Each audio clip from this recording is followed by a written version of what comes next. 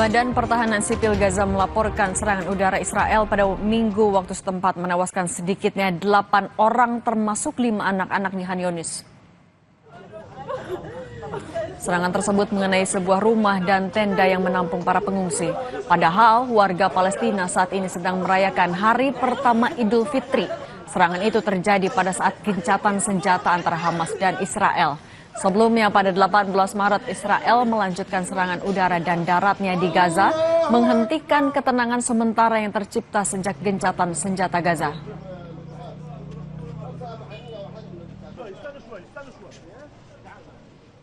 Setelah 3 hari berlalu pasca gempa yang mengguncang Myanmar, upaya tim penyelamat untuk mencari korban selamat semakin sulit. Suhu ekstrim yang mencapai 40 derajat Celcius menambah beban mereka.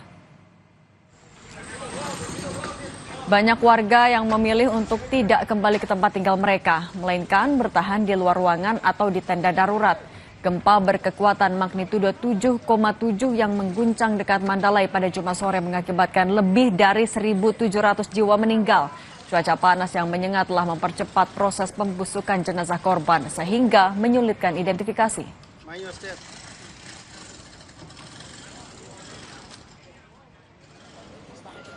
Pemerintah Indonesia mengirimkan 12 ton bantuan logistik menggunakan pesawat Hercules untuk membantu korban gempa di Myanmar. TNI juga menerjunkan 39 personel untuk melakukan misi kemanusiaan, seperti memberikan penanganan medis kepada korban gempa, membentukkan posko-posko pengungsian hingga melakukan pencarian korban yang masih hilang.